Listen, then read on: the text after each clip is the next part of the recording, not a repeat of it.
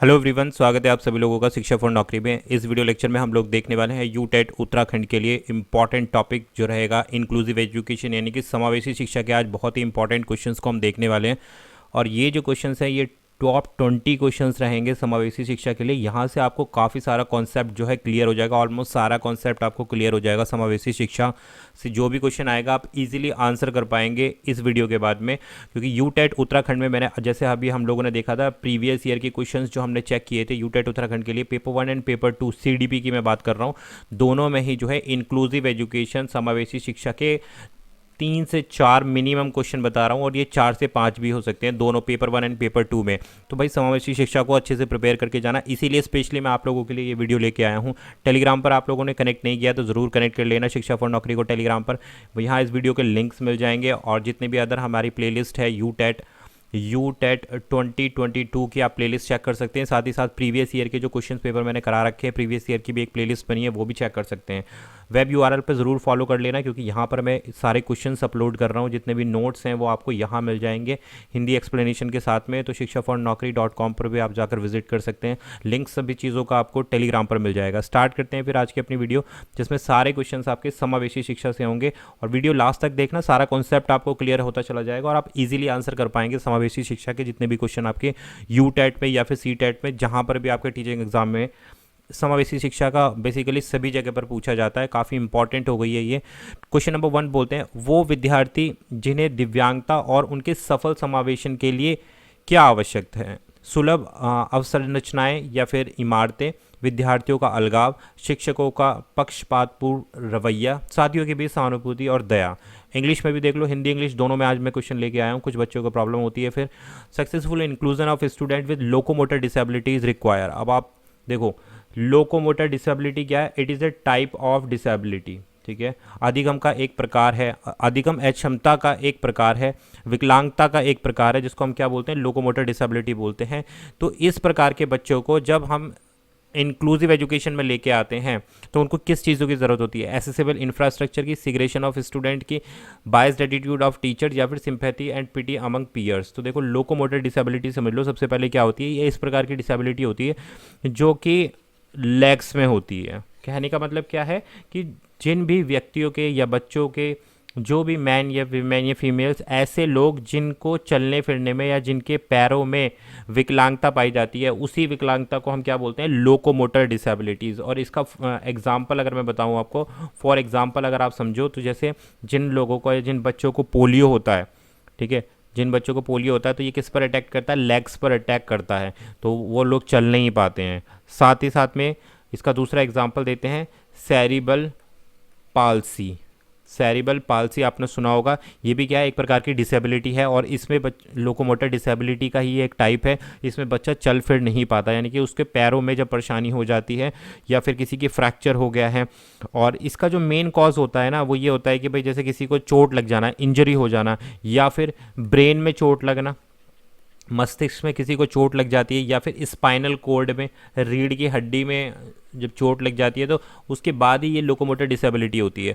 तो right answer क्या है हमारे पास? ऑप्शन नंबर ए है, एसेसिबिलिटी इंफ्रास्ट्रक्चर। कहने का मतलब है इस प्रकार के बच्चों के सफल समावेशन के लिए जो लोकोमोटर दिव्यांगता से पीड़ित होते हैं बच्चे, उनके लिए क्या चीज़ होनी चाहिए स्कूल्स में? सुलभ अवसंरचना और इमारतें, यानी कि इंफ्रास्ट्रक्चर स्कूल का अच्छा होना चाहिए।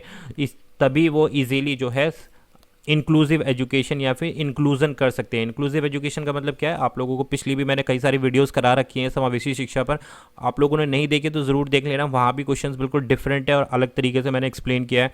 साथ ही साथ ये जो क्वेश्चन है ये भी टोटल डिफरेंट है, तो वीडियो में लास्ट तक बने रहना। कहने का मतलब है कि भाई सफल समावेशन का मतलब होता है कि जब जनरल बच्चों के साथ इस प्रकार के बच्चों को ऐड किया जाता है ऐसे स्कूल्स में, एक ही क्लास में जब इनको पढ़ाया जाता है, तो वो कहलाता है हमारा इंक्लूसिव एजुकेशन। अब इन सब बच्चों के लिए एक अच्छे इंफ्रास्ट्रक्चर की ज़रूरत होती है, जैसे कि रैंप की व्यवस्था। भाई ये बच्चे जो है चल नहीं सकते, लेकिन इनके लिए व्हील चेयर की आवश्यकता होती है, तो व्हील चेयर होनी चाहिए स्कूल्स में। अब वो व्हील चेयर होगी तो व्हील चेयर चढ़ने के लिए आपके पास प्रॉपर रैंप होना चाहिए। तो इन इंफ्रास्ट्रक्चर्स की ज़रूरत होती है इन बच्चों को इंक्लूड करने के लिए, क्योंकि कई बार ऐसा होता है स्कूल्स जो है मना कर देते हैं इन बच्चों के लिए, ये कह के कि भाई उनके पास प्रॉपर फैसिलिटीज़ नहीं है इस तरीके के बच्चों के लिए। तो भाई जब फैसिलिटीज़ नहीं है तो समावेशी शिक्षा इंप्लीमेंट ही कैसे हो पाएगा? तो ये है बात। और नेक्स्ट बढ़ेंगे क्वेश्चन नंबर 2 के साथ में, निम्नलिखित में से कौन सा अधिगम अयोग्यता हाथ आंख के समन्वय संतुलन और हस्त निपुणता की क्षमता को प्रभावित करता है।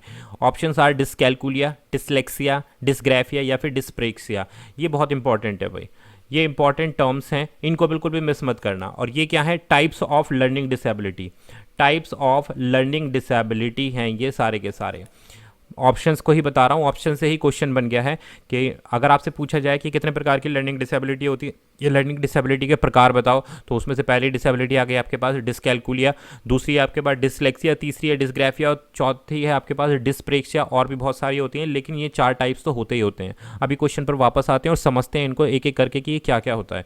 Which of the following learning disability impacts the ability of hand eye coordination, balance और मैनुअल डेक्स्टरिटी। कहने का मतलब हैंड आई कोऑर्डिनेशन का मतलब क्या है, जैसे अभी हम लिख रहे हैं आंखों हाथ से लिख रहे हैं और आंखों से देख रहे हैं, हैंड आई कोऑर्डिनेशन बोला जाता है इसका, यानी कि आंखों का हाथ के साथ तालमेल, बैलेंस करना चीज़ों को।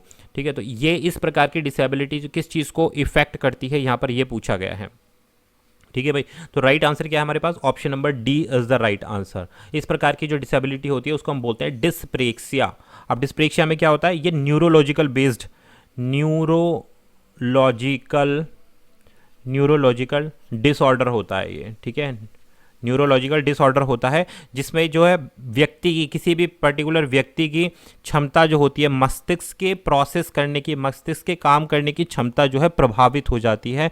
उसी को ही हम क्या बोलते हैं, उसी को हम बोलते हैं, उस प्रकार की डिसऑर्डर को हम बोलते हैं डिस्प्रेक्सिया बोलते हैं। बात क्लियर हो गई, डिस्प्रेक्सिया ध्यान रखना। इसके अलावा एक और टर्म होती है डिस्फेजिया, डिस्फेजिया तो भाई ये अलग होती है और डिस्प्रेक्सिया अलग होती है। अब डिस्प्रेक्सिया क्या है, न्यूरोलॉजिकल यानी कि मस्तिष्क, बात क्लियर हो रही है, ब्रेन से रिलेटेड जो डिसऑर्डर होता है जिसमें ब्रेन का जो है एबिलिटी यानी कि कोई भी एक सिंपल से टास्क करना या फिर हैंड आई कोऑर्डिनेशन करना, इस प्रकार की चीज़ें करने में जहाँ पर प्रॉब्लम आती है तो वो क्या कहलाता है हमारे पास, डिस्प्रेक्सिया कहलाता है। इसी को हमने राइट आंसर दिया है, option number D is the right answer, dyspraxia. I hope आपको क्लियर हो गया होगा। भाई क्लियर ना हो तो कॉमेंट ज़रूर कर सकते हो कि जब हाथ का और आँख का कोऑर्डिनेशन नहीं होगा, क्योंकि आई का, हैंड का, इन सब चीज़ों का कोऑर्डिनेशन किससे रिलेट करता है, मस्तिष्क से रिलेट करता है। और अगर वही एबिलिटी आपकी ख़राब हो जाती है या कम हो जाती है तो इसलिए डिस्प्रेक्सिया हो जाता है। डिसकैलकुलिया क्या होता है, जब बच्चे को लिखने संबंधित प्रॉब्लम होती है,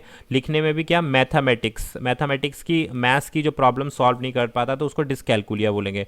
डिसलेक्सिया मतलब बोलने संबंधित। और डिस्फेजिया, आप देखो डिस्फेजिया और डिस्प्रेक्सिया दोनों अलग अलग। डिस्फेजिया क्या है, लर्निंग डिसेबिलिटी है। ठीक है, और लर्निंग डिसेबिलिटी ये क्या करती है भाई, ये किसी भी व्यक्ति की ऐसी एबिलिटी को प्रभावित करती है जो समझने में या फिर बोलने में प्रभाव आता है, लिखने में, समझने में, बोलने में, तो पढ़ने में, तो वो सब क्या कहलाती है आपकी, डिस्फेजिया कहलाती है। ये टाइप ऑफ लर्निंग डिसेबिलिटी है। आई होप इतना क्लियर हो गया होगा। अभी आगे आपको बताते चलेंगे। क्वेश्चन नंबर 3 यहाँ आ गया भाई हमारे पास। सौरभ समावेशी कक्षा में निम्नलिखित विशेषताओं को दर्शाता है। सौरभ एक व्यक्ति है जो समावेशी कक्षा में निम्नलिखित विशेषताओं को दर्शाता है।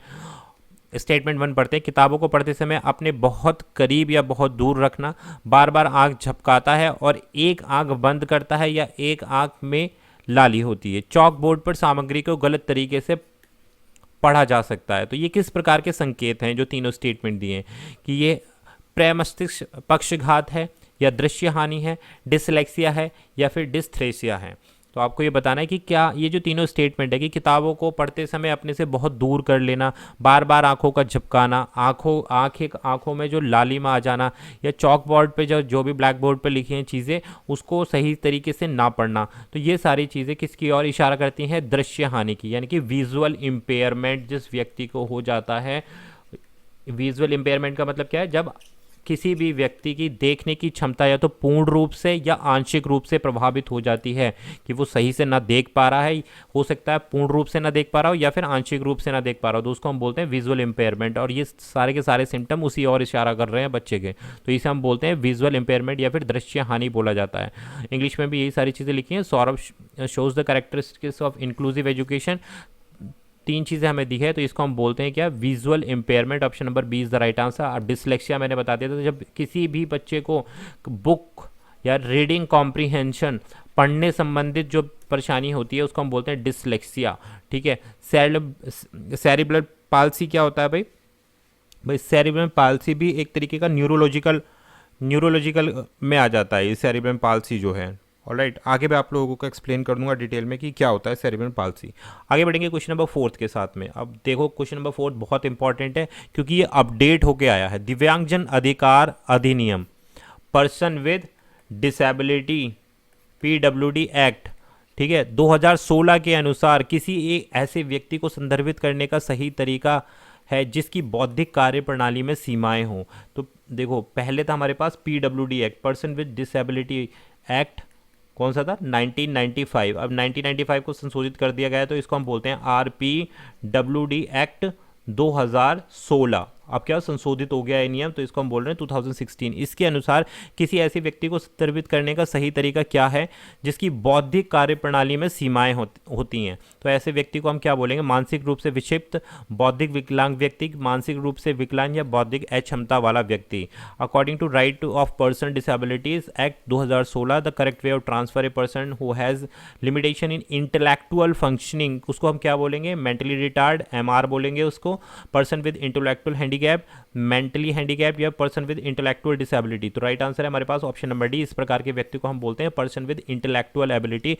इंटेलेक्चुअल एबिलिटी का मतलब क्या है, बौद्धिक क्षमताएं जिसकी कम हो जाती हैं, बौद्धिक क्षमताएं बिल्कुल लिमिटेड हो जाती हैं, सही तरीके से काम नहीं करती हैं किसी व्यक्ति की, तो उसको हम बोलते हैं बौद्धिक अक्षमता वाला व्यक्ति। ठीक है भाई, बात क्लियर हो गई। तो ये किसके अकॉर्डिंग दिया गया है, ये RPWD के अकॉर्डिंग दिया गया है। पहले PWD में नहीं था, ये RPWD एक्ट क्या है, right to person with disability act. और ये कौन से अधिनियम में मतलब कौन सी ईयर में आया है, ये 2016 में आया। इससे पहले हमारे कहाँ किस में चल रहा था, 1995 चल रहा था।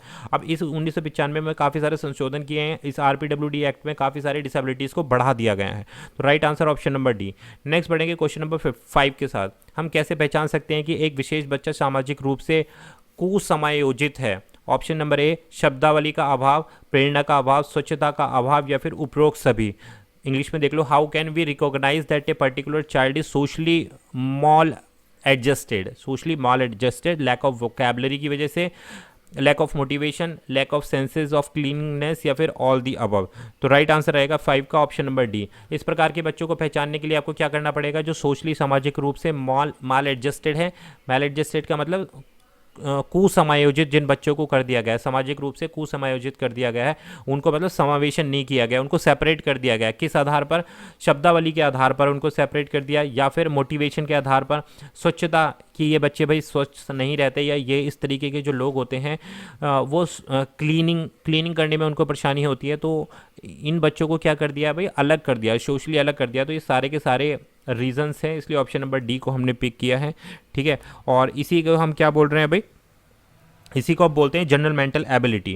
देखो दो प्रकार की एबिलिटी होती है, एक होती है जनरल मेंटल एबिलिटी। अब इसमें क्या होती है, जिसमें जिस भी व्यक्ति की अगर जनरल मेंटल एबिलिटी में प्रॉब्लम है तो उसको क्या होगा, उसे अधिगम में समस्या आएगी, यानी कि लर्निंग प्रॉब्लम्स आएंगी।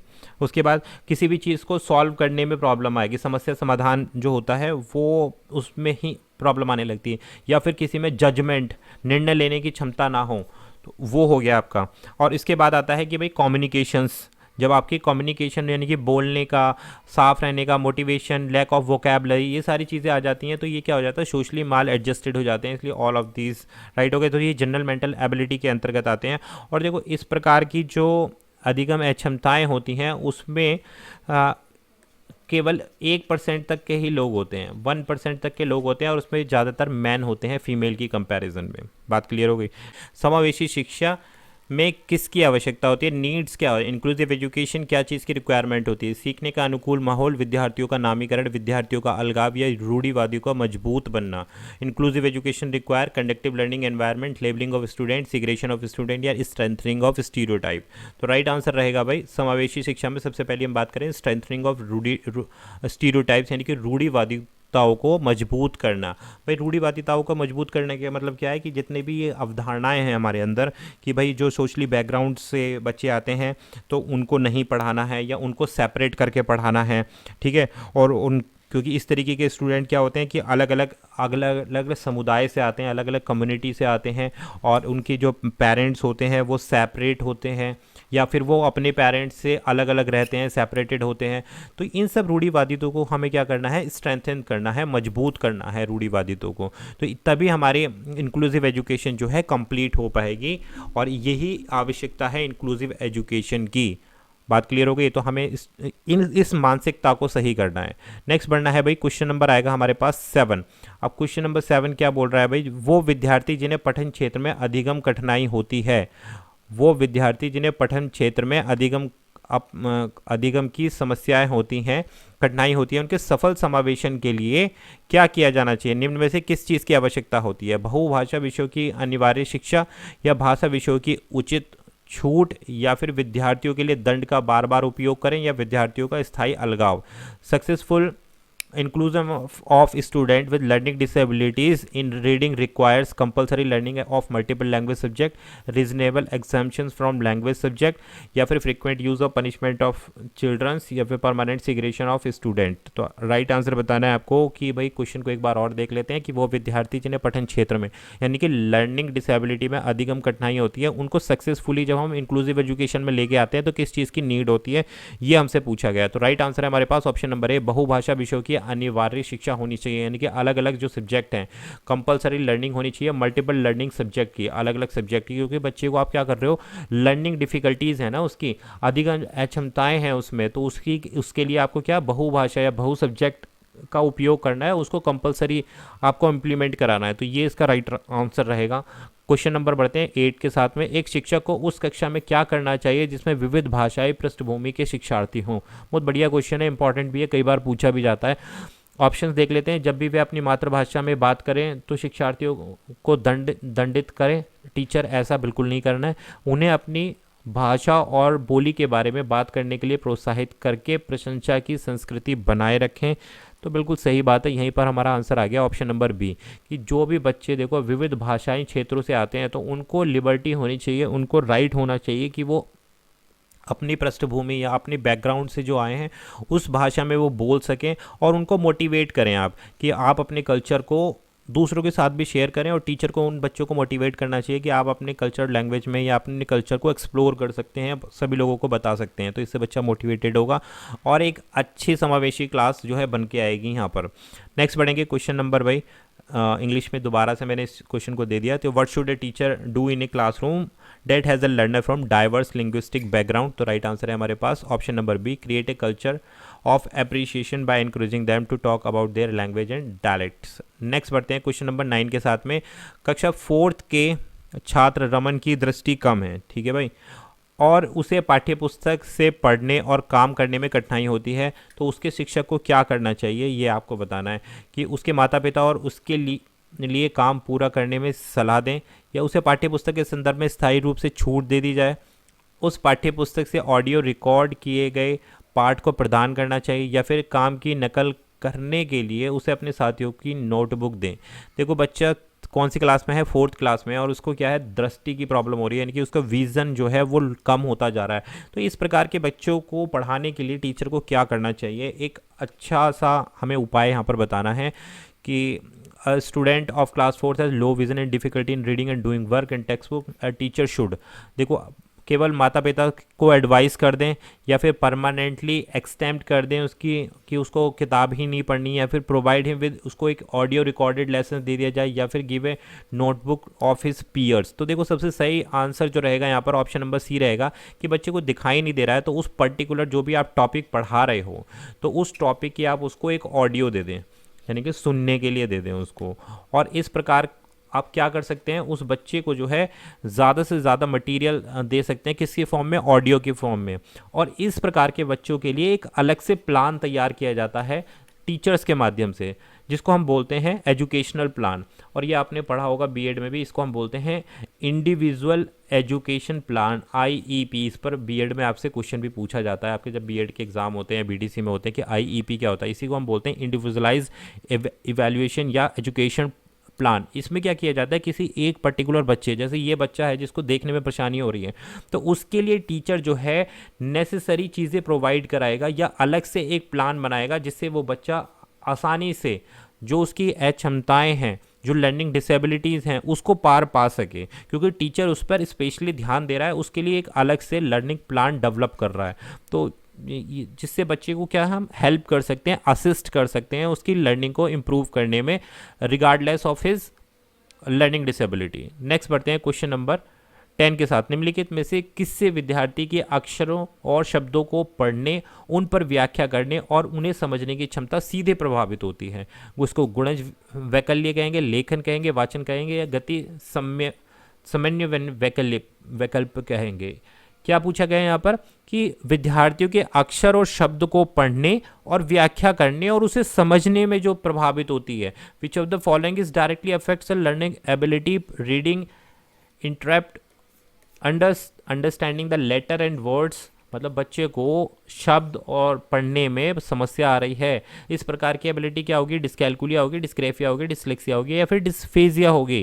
तो यहाँ पर राइट आंसर है हमारे पास ऑप्शन नंबर सी। मैंने आपको सबसे पहले ही क्वेश्चन में बता दिया था कि जब रीडिंग में, लर्निंग में और बच्चे को समझने में, जो पढ़ रहा है उसको समझने में परेशानी आती है, तो उस प्रकार को हम लर्निंग डिसेबिलिटी को हम क्या बोलते हैं? डिसलेक्सिया बोलते हैं। ठीक है भाई, और ये एलडी का ही प्रकार है, लर्निंग डिसेबिलिटी का ही एक प्रकार है। Option number C is the right answer. बात क्लियर हो गई? डिस्फेजिया मैंने आपको बता दिया था। डिस्ग्राफिया यानी कि जब लिखने संबंधित प्रॉब्लम होती है, राइटिंग लेटर्स को जब हम लिखते हैं, और डिस्कैलकुलिया जब गणित के प्रश्नों को सॉल्व करने में, मैथमेटिक्स या फिर नंबर्स को समझने में बच्चों को प्रॉब्लम आती है, तो उसको डिस्कैलकुलिया बोलते हैं।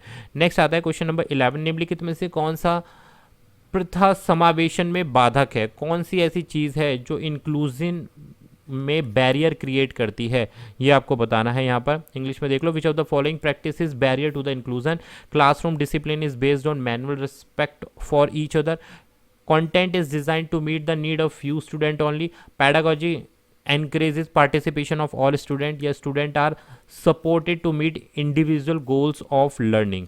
तो देखो राइट आंसर है क्वेश्चन नंबर 11 के लिए ऑप्शन नंबर बी, कि सामग्री को केवल कुछ विद्यार्थियों की ज़रूरतों को पूरा करने के लिए डिज़ाइन किया गया है। तो ये भाई ये क्या है? ये एक बैरियर है यानी कि इंक्लूसिव एजुकेशन के लिए एक रुकावट है। निम्नलिखित में से कौन सा प्रथा समावेशन में बाधक है? सामग्री यानी कि जो टीचिंग लर्निंग मटेरियल है को केवल कुछ विद्यार्थियों की ज़रूरतों को पूरा करने के लिए ही डिज़ाइन किया गया है। भाई ऐसा नहीं है, जो भी टीचिंग लर्निंग मटेरियल है अगर आप कुछ लिमिटेड बच्चों के लिए ही डिज़ाइन कर दोगे तो समावेशी शिक्षा में आप उसको इम्प्लीमेंट नहीं कर सकते, यानी कि समावेशी शिक्षा में आप पढ़ा ही नहीं सकते, क्योंकि समावेशी शिक्षा में केवल लिमिटेड बच्चे ही नहीं हैं, अलग अलग वैरायटी ऑफ स्टूडेंट्स आते हैं, जो हो सकता है कि भाई वो अपने कल्चर, कास्ट और बैकग्राउंड, सोशली बैकग्राउंड या फिर डिसेबल्ड स्टूडेंट, तो ये सारी कैटेगरी के बच्चे आते हैं। केवल आपने जनरल बच्चों के लिए अगर ये चीज़ डिज़ाइन कर दी है, टीचिंग लर्निंग मटेरियल केवल आपने अगर जनरल बच्चों के लिए ही दे दें तो वो आप समावेशी क्लास हो ही नहीं सकती। तो ये सबसे बड़ा क्या है भाई? यहाँ पर एक बाधक है, एक बैरियर है। Content is design to meet needs of few student only. भाई इंक्लूसिव एजुकेशन में केवल कुछ ही छात्र नहीं होते, बहुत सारे छात्र होते हैं और अलग अलग तरीके के छात्र होते हैं। Next question number 12। विकलांगता व्यक्तियों के लिए भारतीय संसद द्वारा पारित नवीनतम नियमों में से निम्न में से कौन सा है? राष्ट्रीय शिक्षा नीति, विकलांग व्यक्ति समान अवसर अधिकारों का संरक्षण और पूर्ण भागीदारी अधिनियम, विकलांग व्यक्तियों के अधिकार अधिनियम, या शिक्षा का अधिकार नियम? कौन से राइट के अकॉर्डिंग जो है which of the following is the latest legislation pass by the Indian parliament for the people with disability? तो राइट आंसर है person with disability act, RPWD, जो मैंने अभी पीछे आपको बताया। पहले हमारे पास क्या था? PWD था, अब जो है RPWD पास कर दिया गया, और ये अधिनियम क्या है? 2016 में संशोधित किया गया, और इसको इम्प्लीमेंट कब किया गया? 19 अप्रैल को इसको इम्प्लीमेंट किया गया था 2017 में। ठीक है, RPWD एक्ट को। और ये पास कब हुआ था? दिसंबर 28 में पास हो गया था 2016 में, और इम्प्लीमेंट इसको किया गया है 19 अप्रैल 2017 में इसको इम्प्लीमेंट कर दिया गया। और इसके तहत जो है काफ़ी सारी डिसेबिलिटीज़ को, शायद 16 या 17 डिसेबिलिटीज़ कर दी गई थी इसमें। तो इस चीज़ को ध्यान रखना है, काफ़ी लेटेस्ट क्वेश्चन है, पूछा भी जाता है, कई बार CTET में पूछा भी गया है। क्वेश्चन नंबर आता है 13। एक शिक्षक को किस प्रकार की विधियों का सम्मान करना चाहिए और अपनी कक्षा में समाविष्ट करना चाहिए? क्षेत्रीय, सामाजिक, सांस्कृतिक, आर्थिक, या फिर भाषाई? इंग्लिश में देख लो भाई। Which kind of diversity should a teacher respect and include in her classroom? Regional, socio culture, economic, या फिर लिंग्विस्ट? तो राइट आंसर है सोशियो कल्चर जो एक्टिविटीज़ है उसको डाइवर्स क्लासरूम में, डाइवर्स यानी कि विविध विविधतापूर्ण जो क्लास होती है उसमें आपको समाविष्ट करना चाहिए और इंक्लूड करना चाहिए, सामाजिक भी और सांस्कृतिक तरीके, दोनों तरीके से। नेक्स्ट क्वेश्चन है 14, निम्नलिखित रणनीतियों में से कौन सा समावेशन को बढ़ावा नहीं देता है? लचीला समूहन, विभेदित निर्देश, मेरिट आधारित समूहन या फिर तार्किक पाठ्य चर्चा समायोजन। इंग्लिश में देख लो, which of the following strategies does not promote inclusion? Flexible grouping, differentiated instruction या फिर merit based grouping, reasonable circular accommodation. तो राइट आंसर है हमारे पास option number C, merit based grouping जो है क्या करती है, फॉलोइंग जो प्रमोट नहीं करती है इंक्लूसिव एजुकेशन को किसी भी क्लास में। मेरिट बेस्ड ग्रुपिज्म का मतलब क्या है कि आप मेरिट के आधार पर बच्चों के मार्क्स के आधार पर, परफॉर्मेंस के आधार पर उनको सेपरेट कर दें। तो अगर इस तरीके से आप कर रहे हो तो आप समावेशी कक्षा को बढ़ावा नहीं दे रहे हो, समान रूप से नहीं लेकर चल रहे हो। समान रूप से यानी कि बच्चों का वर्गीकरण अगर आपने कर दिया तो वो समावेशी शिक्षा ही नहीं रही। तो option number C is the right answer. Next बढ़ेंगे भाई, क्वेश्चन नंबर आता है हमारे पास 15, प्रतिभावान विद्यार्थी कौन होते हैं? स्टूडेंट विद गिफ्टेडनेस, मैंने कई बार आपको समझाया कि गिफ्टेड चिल्ड्रन कौन से होते हैं और एवरेज चिल्ड्रंस कौन से होते हैं। तो प्रतिभावान विद्यार्थी कौन होते हैं? राइट आंसर रहेगा हमारे पास 15 का ऑप्शन नंबर ए रहेगा। जानकारी को जल्दी और सटीक रूप से अवशोषित कर लेते हैं, तो वो कौन होते हैं? प्रतिभावान विद्यार्थी होते हैं, जिनका आईक्यू लेवल क्या होता है? ये क्रिएटिव चाइल्ड होते हैं, जिनका आईक्यू लेवल जो है 140 से अबव हो जाता है। तो भाई वो एक्स्ट्रा ऑर्डिनरी चाइल्ड जिनको कहा जाता है, और इनके पास जो इन्फॉर्मेशन होती है बहुत हाई डिग्री की इनकी मेंटल एबिलिटी होती है, जो इनकी मानसिक काबिलियत होती है ना, मेंटल एबिलिटी बहुत उच्च स्तर की होती है, और इन्हीं को एक्स्ट्रा ऑर्डिनरी कैपेबल बच्चे जो होते हैं वो यही होते हैं प्रतिभावान छात्र। और ये क्रिएटिव होते हैं काफ़ी ज़्यादा, और इनकी लर्निंग पावर, अंडरस्टैंडिंग पावर और जो इनका मेंटल पावर है वो बहुत ज़्यादा होता है, और ये बहुत स्ट्रांग होते हैं मेंटली। तो इस प्रकार के बच्चे स्टूडेंट विद गिफ्टेडनेस होते हैं, और यही भैया साइंटिस्ट बनते हैं आगे जाके। जितने भी नासा वासा में साइंटिस्ट हैं तो वो क्या है, एक्स्ट्रा ऑर्डिनरी तो हुए, भाई कॉमन होंगे तो भाई नहीं जा पाएंगे। बहुत अच्छे से अपने माइंड का यूज़ कर पा रहे हैं, उनकी आईक्यू पावर बहुत अच्छी है, तो एब्जॉर्ब इन्फॉर्मेशन को बहुत जल्दी क्विकली गैदर कर लेते हैं, एक्यूरेटली गैदर कर लेते हैं। तो option number A is the right answer.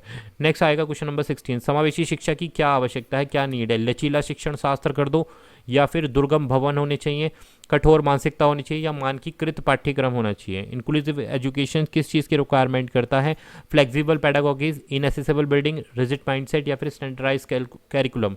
तो देखो, समावेशी शिक्षा की सबसे पहली रिक्वायरमेंट होती है फ्लेक्सिबल पैडागोगीज। पैडागोगी का मतलब शिक्षण शास्त्र जो है उसको आपको क्या करना है, लचीला बनाना है, यानी कि अपने शिक्षण रणनीतियों में चेंज करना होगा समावेशी शिक्षा को इम्प्लीमेंट करना है। तो जो ट्रेडिशनल चीज़ें आपकी चली आ रही हैं उनमें आपको परिवर्तन लाना होगा, तो इसलिए अपने शिक्षण शास्त्र को चेंज करने की ज़रूरत है। इसीलिए इंक्लूसिव एजुकेशन को सीडीपी में डाला गया है, क्योंकि ये शिक्षण शास्त्र आप पढ़ते हैं तो शिक्षण शास्त्र में आपको समावेशी शिक्षा को पढ़ना बहुत ज़रूरी है, कि सभी बच्चे को एक समान रूप से देखें, चाहे वो बच्चा विकलांग हो, गरीब हो, बैकग्राउंड से डिप्राइव्ड हो यानी कि सोशली बैकग्राउंड से आता हो, पुअर हो या फिर रिच हो, या फिर पढ़ने में अच्छा हो, पढ़ने में अच्छा ना हो, सभी बच्चे को एक ही समान रूप से देखना है। तो इसके लिए हमें क्या करना होगा, अपनी पैडागोजी स्ट्रेटजीज को क्या फ्लेक्सिबल करना होगा।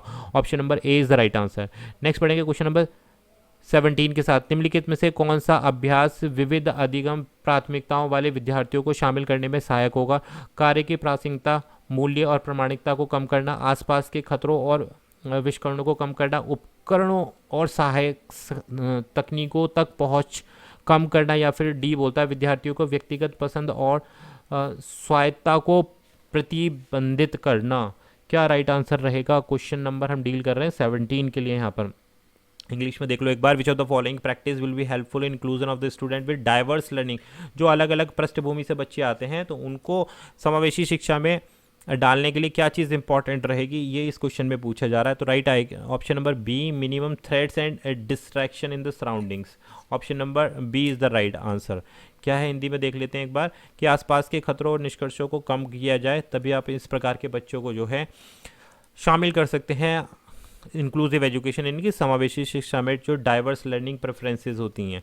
नेक्स्ट पढ़ेंगे क्वेश्चन नंबर आएगा हमारे पास 18, डिसलेक्सिया डैश इज डिसऑर्डर? किस प्रकार का डिसऑर्डर है? बिहेवियर डिसऑर्डर है, न्यूरोलॉजिकल डिसऑर्डर है, जेनेटिक डिसऑर्डर है, या फिर मेंटल है? यानी कि डिसलेक्सिया एक प्रकार का विकार है, व्यवहार, न्यूरोलॉजिकल, आनुवंशिक या फिर मानसिक? तो राइट आंसर है हमारे पास ऑप्शन नंबर बी, डिसलेक्सिया क्या है भाई, न्यूरोलॉजिकल डिसऑर्डर है। इस चीज़ को ध्यान रखना, न्यूरोलॉजिकल मतलब मस्तिष्क से जो रिलेट करता है। तो डिसलेक्सिया का मतलब क्या होता है, लर्निंग डिसेबिलिटी में आ गया, और लर्निंग डिसेबिलिटी के कौन से पार्ट में आ गया, जिस पे रीडिंग संबंधित डिसऑर्डर होता है, पढ़ने संबंधित विकार हो जाता है बच्चों को, तो वो उसको हम क्या बोलते हैं, डिसलेक्सिया बोलते हैं। और ये किससे रिलेट करता है, ये ब्रेन से रिलेट करता है, ठीक है। जो कोऑर्डिनेशन होता है रीडिंग का वो सब मस्तिष्क से होता है। Option number B is the right answer. Next question number 19, hyperactive child needs, important है भैया ये क्वेश्चन। हाइपर एक्टिव चाइल्ड क्या होते हैं ये पता होना चाहिए। Special attention in the classroom, separate classroom, separate special teacher, या फिर स्पेशल कैरिकुलम। अति सक्रिय बच्चे को क्या चाहिए, कक्षा में विशेष ध्यान, एक अलग कक्षा होनी चाहिए उनकी, या फिर एक विशेष शिक्षक होना चाहिए, या फिर एक गति पाठ्यक्रम होना चाहिए। तो राइट आंसर है option number A is the right answer. जो हाइपर एक्टिव होते हैं, हाइपर एक्टिव मतलब बहुत ज़्यादा तेज़ होते हैं ये बच्चे, इस प्रकार के बच्चे हाइपर एक्टिविटी हो जाती है इनमें, यानी कि उत्तेजित हो जाते हैं बहुत ज़्यादा, तो इनके लिए एक अलग स्पेशल अटेंशन देने की ज़रूरत है। यानी कि जो टीचर इस प्रकार के बच्चे को पढ़ा रहा है तो इनको विशेष रूप से सहायता दी जाए, इन पर विशेष निगरानी रखी जाए, क्योंकि छोटी छोटी चीज़ों को लेकर जो है बहुत ज़्यादा हाइपर हो जाते हैं, उत्तेजित हो जाते हैं, एकदम से अपने इमोशंस पर कंट्रोल नहीं रख पाते हैं, तो इनको स्पेशल अटेंशन की ज़रूरत होती है। स्पेशल क्लासरूम की ज़रूरत नहीं है, अगर आपने स्पेशल क्लासरूम इनके लिए अरेंज कर दिया तो वो इंक्लूसिव एजुकेशन होगा ही नहीं फिर, ठीक है। स्पेशल टीचर आपने इसको रख दिया तो वो इंक्लूसिव एजुकेशन होगा ही नहीं, एक स्पीड कैरिकुलम नहीं। आपको क्या करना है, इन पर विशेष रूप से ध्यान देना उसी क्लास में रहते हुए जो इंक्लूसिव एजुकेशन चल रही है आपकी। नेक्स्ट क्वेश्चन नंबर आता है 20, which one of the following statement is true about ADHD। Important है भाई, ADHD क्या होता है, अटेंशन डिफ्लेक्ट हाइपर डिसऑर्डर। तो ये इस प्रकार की ये डिसेबिलिटी क्या होती है, कौन सा स्टेटमेंट सही है इस प्रकार के बच्चों के लिए जिसको हम डिसेबिलिटी एक होती है ADHD। तो ये क्या है, it is a primary behaviour disorder है ये, या फिर most cases of ADHD involve both in attention and hyper activity, या फिर ADHD is found equally in girls and boys, या फिर ऑल दी अबव। कहने का मतलब है कि यह मुख्य रूप से व्यवहार संबंधी विकार है जो आमतौर पर विरासत में मिलता है, यानी कि हेरिडिटी में मिल जाता है, या फिर ADHD अधिकांश मामलों में असावधानी और अति सक्रिय दोनों होते हैं। ADHD लड़कियों और लड़कों में समान रूप से पाए जाते हैं, उपरोक्त सभी। तो राइट आंसर है भाई, जो ADHD है अधिकांश मामलों में असावधानी और अति सक्रियता दोनों ही शामिल होती हैं। इस प्रकार के बच्चे कैसे होते हैं भाई, बहुत ज़्यादा इन अटेंशन होती है, यानी कि उनका जो अटेंशन स्पैन होता है, ध्यान केंद्रित करने का समय बहुत ही शॉर्ट पीरियड का होता है, और बहुत ज़्यादा उत्तेजित हो जाते हैं, तो उनको हम क्या बोलते हैं, ADHD attention deficit hyper disorder, hyper active disorder. तो ये क्या कहलाता है हमारे पास, ADHD कहलाता है। इंपॉर्टेंट है भाई, क्वेश्चन पूछा जाता है यहाँ पर। तो राइट आंसर क्या हुआ हमारे पास, ऑप्शन नंबर बी। तो ये थे भाई आज के हमारे इंपॉर्टेंट क्वेश्चंस, टॉप 20 क्वेश्चंस को हमने डील किया, और आई होप यहाँ से आपको बहुत अच्छी समझ बनेगी। वीडियो पसंद आ गई हो तो लाइक कर देना, बहुत सारी और वीडियोस जल्दी जल्दी मैं प्रिपेयर कर रहा हूँ बिफोर एग्जामिनेशन, तो चैनल को जल्दी से सब्सक्राइब कर दो, और वीडियो पसंद आ गई तो शेयर करके एक अच्छा सा कॉमेंट कर दो, इट मोटिवेट्स। और टेलीग्राम पर ज़रूर फॉलो कर लेना, वहाँ पर मैं इस वीडियो के नोट्स छोड़ दूंगा मैं अपने वेब URL पर www.shikshafornaukri.com। Thank you for watching.